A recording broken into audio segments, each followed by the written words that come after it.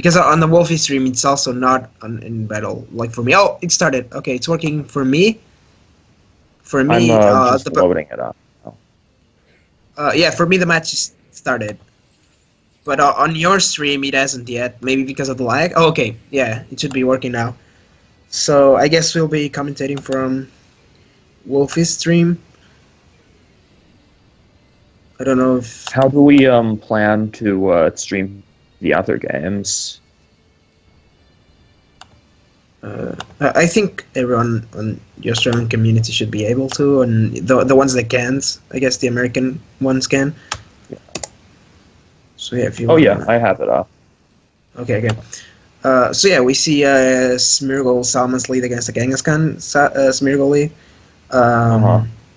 Yeah, that's Kang Smeargle. Both like Salmon Smeargle isn't really the most well-known lead, but it's like in many senses just as strong as Kang Smeargle, because the cool thing about Salamence plus bulkier Smeargle is that you can prevent it from ever being knocked out by Kangaskhan, not something that like faster Smeargle can do. Yeah, definitely. I mean, the way they work is very different. Salamence and Smeargle are capable of pressuring any possible lead from Big Six, while I guess Kangaskhan Smeargle mostly just brings mind games to the match, since the Kangaskhan user can just fake out in Dark Void and catch the player off guard if he doesn't protect, but at the same time he can predict the opponent to predict that and power up punch himself. So that's exactly what Sam's going to be going for here, I'm pretty sure. Yeah, by judging the play just went for, I guess so. But that's the thing about like power up punching yourself. If you get it wrong, you're going to look kind of silly, and you're also going to be very far behind. Yeah, definitely. But if you get it right, not the Mega Evolve. Okay, no reason to. Yeah, we see a really interesting play from Wolf here. He probably was expecting the side pop play and wanted to cover most plays, and by that he went for the Crafty Shield to protect himself from Dark Void. But at the same time, he also managed to set up a Tailwind, getting the speed advantage, while also not losing the potential of switching out and bringing Intimidate threat back in. Yeah, though I'd argue that he just wants to stay in with Salamence and Hyper Voice here. I think he just wants to Hyper Voice Dark Void and start loading up damage, loading up sleep. Like he can Hyper Voice and then Double Edge to pick up a knockout of his choice next turn. Definitely. And as long as the Smeargle isn't too slow, which I doubt it is if he went for that play, it is going to be able to get the Dark Void off before either Kang or Zern can move. Yeah, we also saw an accuracy boost, so Dark Void is definitely going to connect with both Pokemon as we see. Fortunate. Yeah, so there you go. As you were saying, the side pop play ended up looking somewhat silly, I'd say, for some people, because it ended up not working out. But I guess I do believe that it was a very clever play by Sam, and it ended up not working out. But Pokemon is more about like, it's okay if you look silly if like it was a justifiable risk and you just made the wrong call. You shouldn't be concerned with how silly you look. You should be about concerned with like winning plays or not winning plays. That ended up being the wrong call, but it could have been a good call.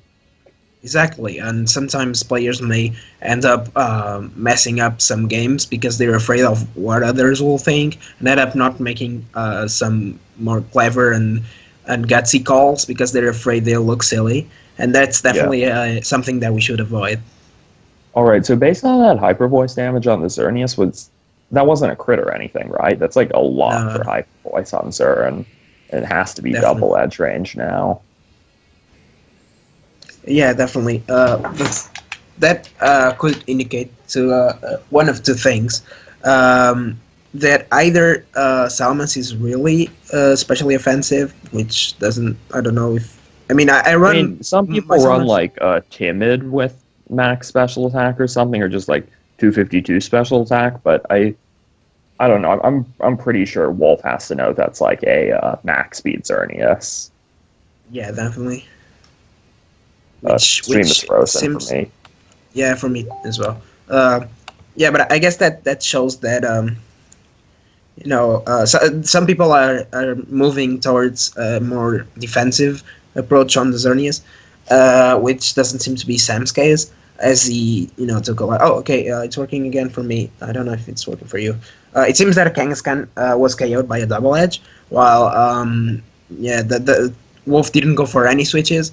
Xerneas took his mandatory turn of sleep, and Sam stayed in with the Smeargle, considering that it's at a -1 speed now. Yeah, definitely.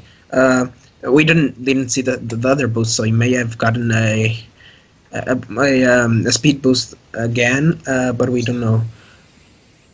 So yeah, now we see. Wow. Okay, so this is actually a very interesting turn. We see the fake out from Smeargle, which is something that we have not seen much of lately, I think. Yeah, like not much of lately. It's super popular at the start, and now it's just like been replaced by moves like Crafty Shield. It was almost mandatory in the beginning of the season. Now it's really rare, and it really worked really well for him now. And Xerneas getting a really clutch Geomancy up, and things are momentum just shifts completely, I think, on this turn.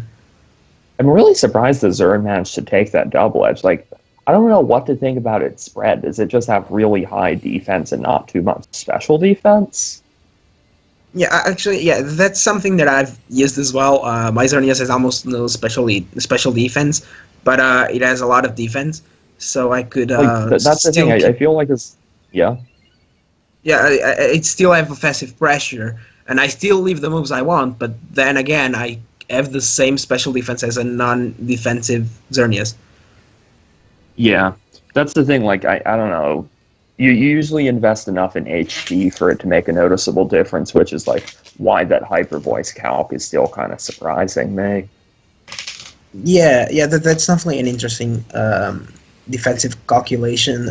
We saw that Xerneas took the upper voice not so well, but then he took the double edge, like, and survived. It's not like it survived on really low health. I mean, it's red, but you can notice that it wasn't like a huge roll.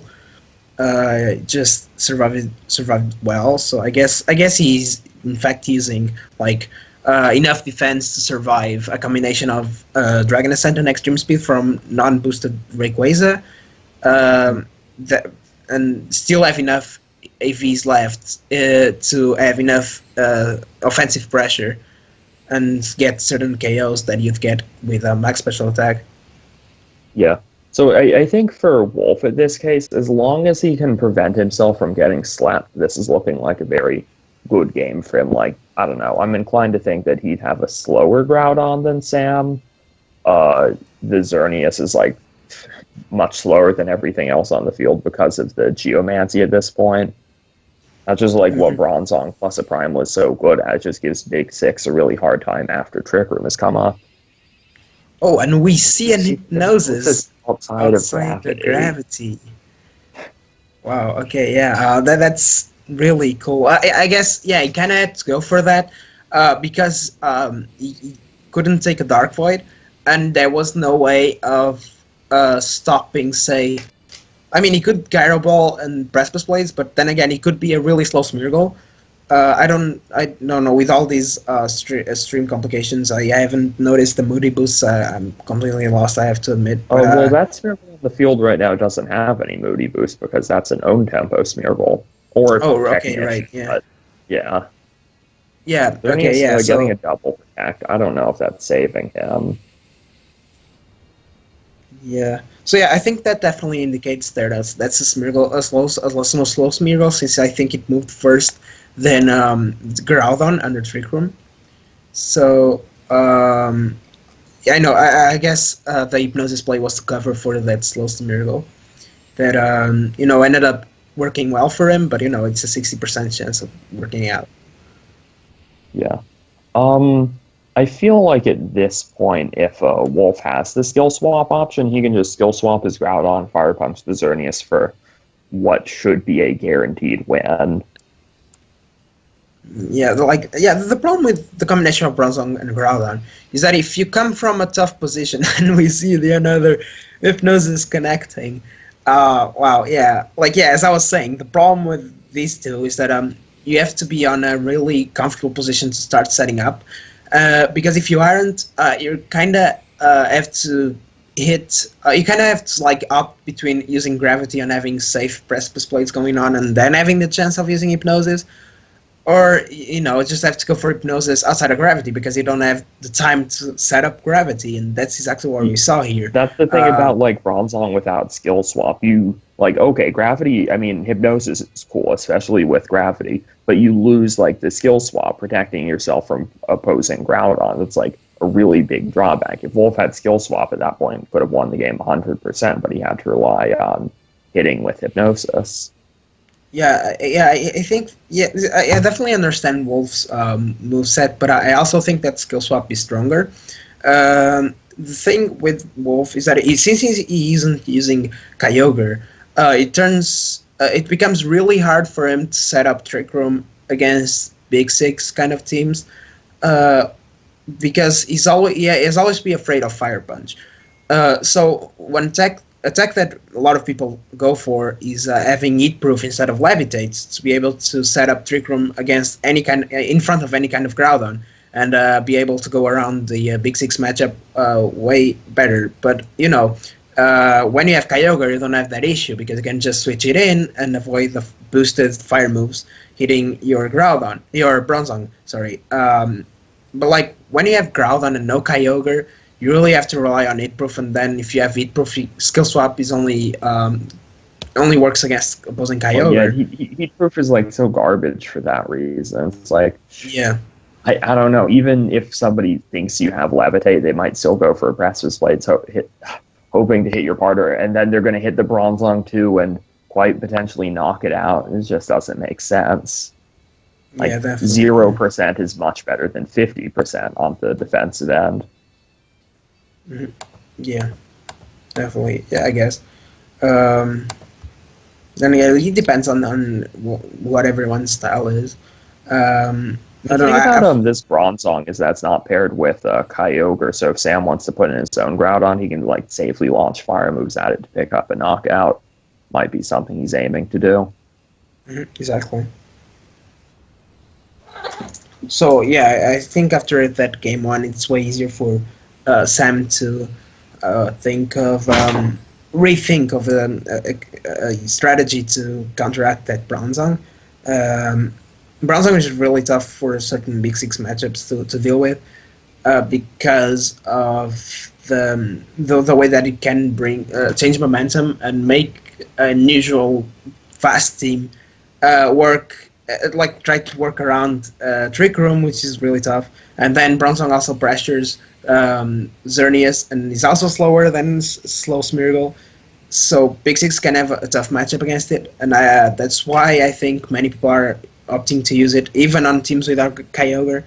But then you have problems with opposing Groudon that you wouldn't have normally, and you have to play really cleverly to be able to go around it.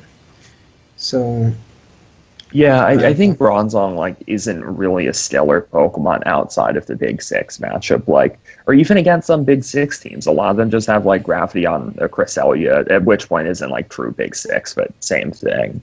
It just Gravity Blades messes with it. For the game at hand here, we see Wolf, Salamence seems like a great combo here, and I think Sam can't do anything to stop a Geomancy. Yeah, something that I've always thought of is that Salamence Xerneas is an exceptional lead against Big Six kind of teams. But the problem is Smeargle. If you have Smeargle on the field, you have to attack him, or else you'll have to take a Dark Void. And if you're attacking it, you're not setting up Geomancy. But since Sam didn't go with a Smeargle, that brings an awesome opportunity for Wolf to set up the Geomancy and gain a lot of momentum. Yeah, I mean, I feel like at this point, Wolf has probably a couple of good plays, but it's hard for him to make a bad one. Dazzle Hyper Voice seems really obvious. Definitely, and I don't think, if something is going down, if nothing's going down this turn, then there'll be two Pokemon going down next turn, because I don't think Sam has any switch in for this, really. Yeah. That's the thing about just the combination of Xerneas and another Pokemon like Groudon or Salamence, there's too much damage on the field for you to switch in reliably, like, even before the Xerneas is set up, really.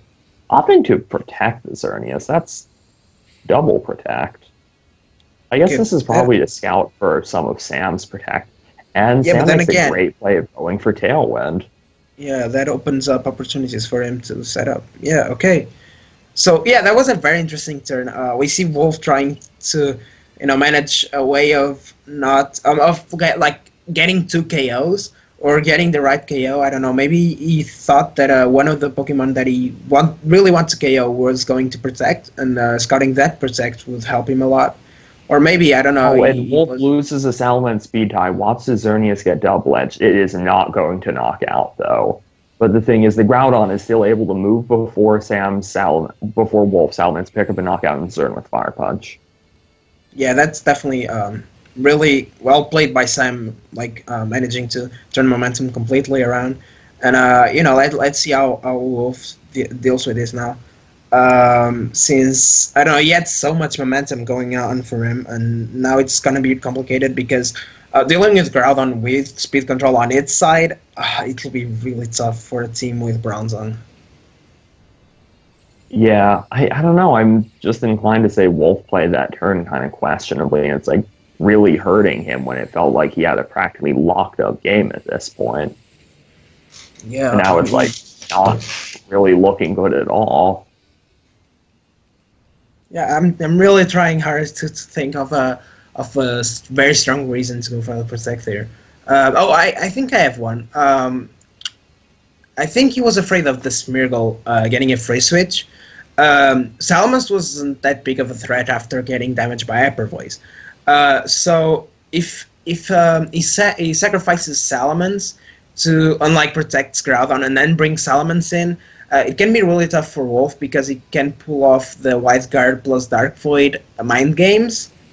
Yeah. Or even the fake out, and it could be really tough for him, and I don't know, it's really hard to do. Groudon eats that Precipice Blades pretty well. Dazzling Gleam will finish off the Salamence, chip the Groudon. What is Wolf's Groudon going to do here? Precipice Blades? Alright. Finding both hits, going to knock out that Groudon for sure. How much to Xern? Ooh. Okay, wow, really that's surprising. That's really surprising. So we see that, in fact, Sam is running a really physically bulky Xerneas, but not so much specially bulky. So, okay, now it's looking really interesting with the Bronzong switch in. It seems that Sam can't really hit the opposing field, but at the same time, with enough boosts and enough free turns, anything can be knocked out. Yeah, it's like maybe the way Wolf was playing this game was just like, okay, even if that one turn goes kind of wrong, he's going to have a Bronzong in the pack, and he's managed to eliminate its answers by now. It's like Sam can't even hit him for neutral damage.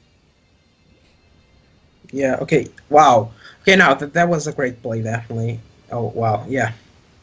Oh, but he goes for Moonblast. Okay, yeah, sorry. Yeah, so we do see that Smeargle goes for a fake out on the Bronzong, and Xerneas goes for the Moonblast onto Groudon. That was a really interesting turn, because we see both sides of a probable prediction. We see that Sam was trying to KO Groudon, because he figured that once Groudon was knocked out, he could just follow me and Geomancy. But, that doesn't seem I think to be this particular Smeargle might not have Follow Me, because we've seen Wide Guard and we've seen Fake Outs. Yeah, definitely. But, it could always be one of those wacky... I don't know. He only showed... he showed us Fake Out, Dark Void, and...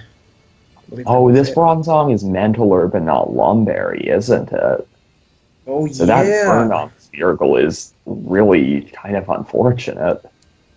Okay, yeah, so this is really interesting. We didn't see the Moonblast KOing Groudon, showing its enormous bulk, but then Groudon got the burn, which is huge because now Smeargle is out, and Wolf is just free to KO Xerneas. Now, Sam will He has to need wake up first. Yeah, and Sam now needs to get a lot of like he needs Bronzong to stay asleep as long as possible, which he can just wake up now. Yeah, but he's So just not doing enough damage to Bronzong here. yeah, as expected, damage output wasn't that strong, because it was Xerneas versus a fire type and a steel type.